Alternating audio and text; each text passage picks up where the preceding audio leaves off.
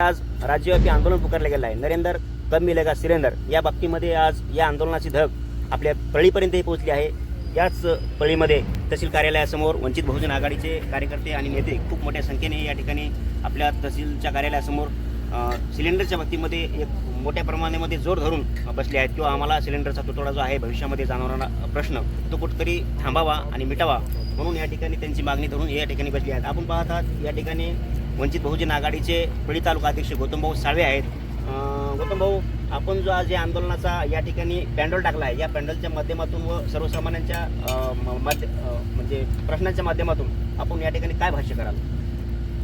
सर्वप्रथम हे जे राज्यव्यापी आंदोलन जे श्री बाळासाहेब आंबेडकरांनी केलेले आहे त्याच्या पर्यपदी सर्व वंचित बहुजन आघाडीचे कार्यकर्ते सर्व आलेले आहेत। आमचं एकच म्हणणं आहे की गरीबातल्या गरीब जे आता तुम्ही म्हणले होते किंवा डॉक्टर बाबासाहेब आंबेडकरजी जे वसतिगृह आहेत तिथं लेकरांना तिथं सिलेंडरचं जेवणाचं काय तुटवडा तर होणार झाला, काय गॅस भेटल्याशिवाय त्यांना जेवण भेटणार नाही, काही नाही।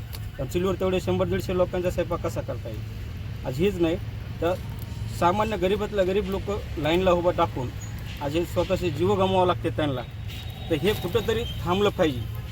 जसं साहेबांना सांगितलं नरेंद्र कब मिलेगा सिलेंडर, त्याच्यावर जेवढं कारवाई जेवढ्या लवकर होईल तेवढ्या लवकर व्हावी अशी आमची अपेक्षा आहे। आपण पाहिलं या ठिकाणी वंचित बहुजन आघाडीचं एकच म्हणणं आहे किंवा नरेंद्र कब मिलेगा सिलेंडर भविष्यातल्या भेडसावत असलेल्या सिलेंडरच्या टंचाईच्या बाबतीमध्ये या ठिकाणी राज्यव्यापी आंदोलन आपण पाहत आहात। आज मी आहे पळी या ठिकाणी। आपण पाहिलं पळी या ठिकाणी वंचित बहुजन आघाडीने खूप मोठ्या प्रमाणामध्ये या ठिकाणी आंदोलन धरलेलं आहे। आपण पाहत आहात वावर न्यूज। धन्यवाद।